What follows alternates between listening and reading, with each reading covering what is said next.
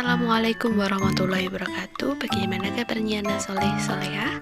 Alhamdulillah luar biasa. Allahu Akbar. Oke, hari ini kita belajar tema 2, subtema 1, pembelajaran 5 dan 6. Perhatikan penjelasan dari Ustadzah ini ya. Yang pertama, kita akan belajar tentang tinggi rendah nada. Kemarin di tema 1 sudah belajar ya.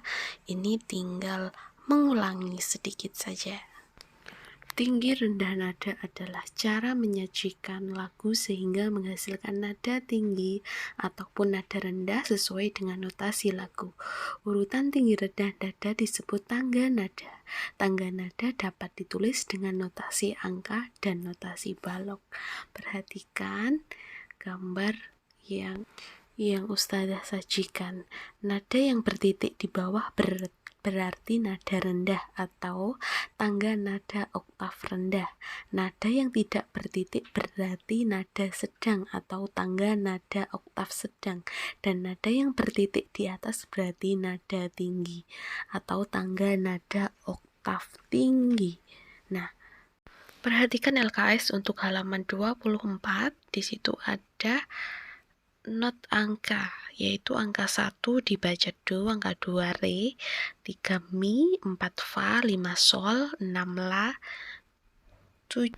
Dan untuk huruf i titik itu dibaca do.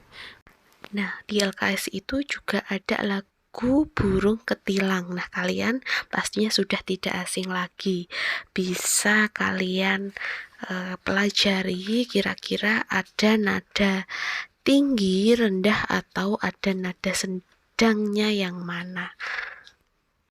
Nah, ingatkah kalian apa itu sumber daya alam? Sumber daya alam adalah segala sesuatu yang ada di alam dan dapat dimanfaatkan. Sumber daya alam contohnya hewan, tumbuhan, air, minyak, bumi, tanah, dan sebagainya. Manusia dapat memanfaatkan sumber daya alam untuk memenuhi kebutuhannya. Di setiap daerah memiliki sumber daya alam. Salah satunya yaitu pemanfaatan sumber daya alam di bidang pertanian. Pertanian merupakan usaha mengolah tanah untuk ditanami tanaman. Nah, kegiatan pertanian ini dibagi menjadi 3. Yuk simak baik-baik. Yang pertama, pertanian sawah. Sawah merupakan tanah yang dipersiapkan untuk menanam padi. Pertanian sawah artinya kegiatan pertanian yang dilakukan di sawah.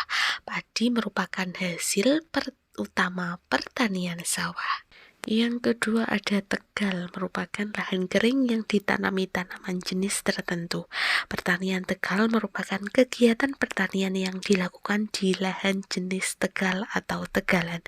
Hasilnya antara lain jagung, singkong, dan tebu.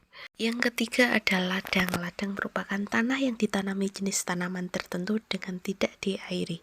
Pertanian ladang merupakan kegiatan pertanian yang dilakukan di ladang. Hasilnya antara lain gandum dan sayuran.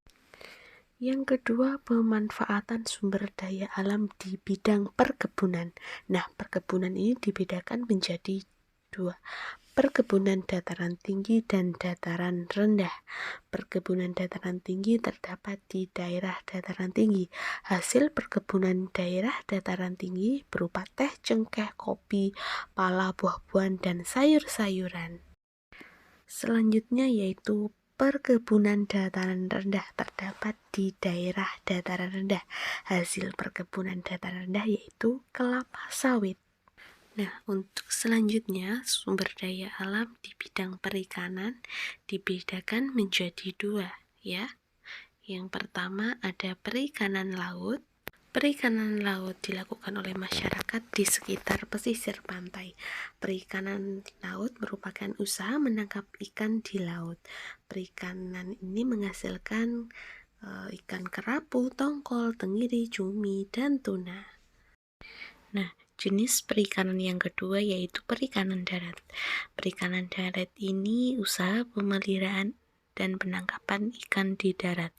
Perikanan darat dilakukan di sungai, empang, danau, rawa, kolam, dan tambak. Hasil perikanan darat ini antara lain gurame, lele, mujair, mas, bandeng, gabus, udang, dan koi. Selanjutnya yaitu pemanfaatan sumber daya alam di bidang peternakan. Peternakan merupakan usaha memelihara dan mengembangbiakan hewan untuk dikonsumsi sendiri ataupun dijual. Hewan ternak itu sendiri dibagi menjadi 3, hewan ternak besar, hewan ternak kecil, dan hewan ternak unggas. Hewan ternak besar meliputi sapi, kerbau, dan kuda. Untuk hewan ternak kecil, kelinci, kambing, dan untuk hewan ternak unggas ada ayam, angsa, bebek, dan juga burung. Nah, selanjutnya kita belajar tentang pentingnya menjalankan hak dan kewajiban.